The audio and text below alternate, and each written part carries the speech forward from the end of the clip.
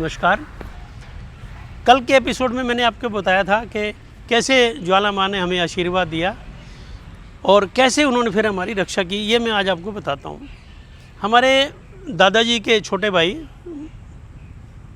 लाला ज्योति प्रसाद, उनका 14 साल का लड़का एक बार हमारा जो फल्गु तीर्थ था उसमें डूब के मर गया। 14 साल का बच्चा, सारा गांव इकट्ठा हो गया देखने के लिए। दरोगा आया, उन दिनों दरोगा घोड़ी पे आते थे, वो आया, उसके लिए चारपाई वगैरह बिछाई गई। जब वो उसके कागज़ तैयार करने लगे, शायद वो पंचनामा कहते हैं, तो उसने कहा कि हमारे दादा को कि कुछ मीठा मीठा मंगवाओ। सामने 14 साल के बच्चे की लाश पड़ी और वो कहने लगे मीठा मंगवाओ। उनसे सहन नहीं हुआ, उन्होंने उसको 2-4 ऐसी सख्त बात कह दी जो दरोगा को सहन नहीं हुई। सारा गांव इकट्ठा था, उसकी हिम्मत नहीं हुई कुछ कह दे। वो जल भुन के चला गया। वहाँ जाके उसने बड़े दरोगा को बताया, हमारा थाना पड़ता था पुंडरी, आज भी पुंडरी थाना पड़ता है, कि ऐसे ऐसे एक लाला है वहाँ पे और उसने मेरी ऐसे बेइज्जती की। थानेदार ने कहा तू क्या दरोगा है, तू पकड़ रहा था लाला को?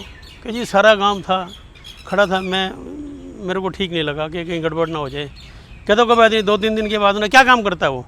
उन्होंने कहा उनका कपड़े का काम है, अनाज का काम है। कपड़े भी उन दिनों कंट्रोल होता था, अंग्रेज़ों का राज था, कपड़े का लाइसेंस होता था, कंट्रोल होता था, कपड़ा कितना आया कितना बिका वो सारा रजिस्टर में इंदराज करना पड़ता था।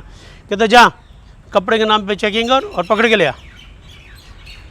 लो जी, 2 दिन के बाद वो दरोगा चल पड़ा और वो दुकान पे आ गया।